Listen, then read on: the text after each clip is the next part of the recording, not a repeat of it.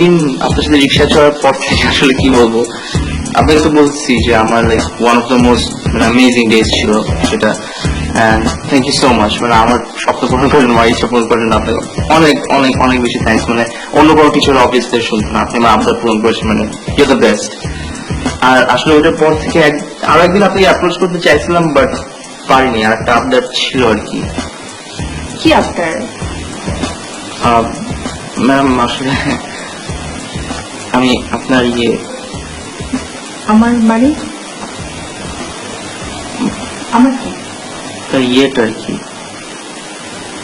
আমার ইয়েটা মানে একটু ধরতে চাই, মানে ধরবো, আপনার হাতটা ধরবো।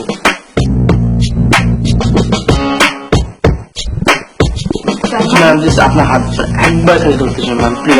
অনেক ইচ্ছা আপনার হাতটা একদিন ধরে জাস্ট কিছুক্ষণ বসে হাতটা ধরুন ম্যাম, আর কিচ্ছু না প্লিজ ম্যাম, এটা অনেক দিনের স্বপ্ন, এটা লাস্ট আপনার কোনো আপনার ম্যাম, প্লিজ এটা শেষ ম্যাম, প্লিজ।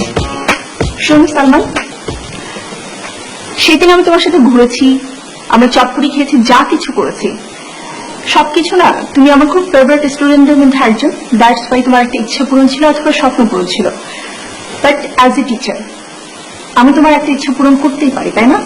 কিন্তু তার মানে এই না তুমি যখন যা খুশি বলবে আর আমি সেটা মেনে নিব, আমি বাধ্যও নই।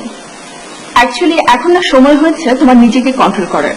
আর আরেকটা বিষয়, কোনো কিছু বলার আগে অথবা আবদার করার আগে তোমার বোঝা উচিত কোনটা আবদার আর কোনটা অন্যায় আবদার।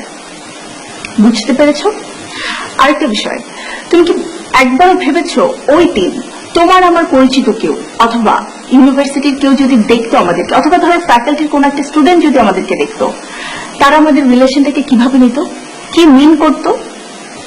তোমার হয়তো কিছুই যায় আসে না, বাট আমার কিন্তু অনেক কিছু যায় আসে, বিকজ আমি একজন টিচার।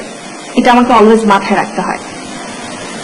সো নেক্সট টাইম কিছু বলার আগে ভাববে যে আসলে বলা উচিত কিনা, ঠিক আছে? আচ্ছা, তুমি চা খেয়ে যাও, তার আগে যাবে না, ঠিক আছে? আর তুমি তো চাই 2 চামচ চিনি খাও, তাই না?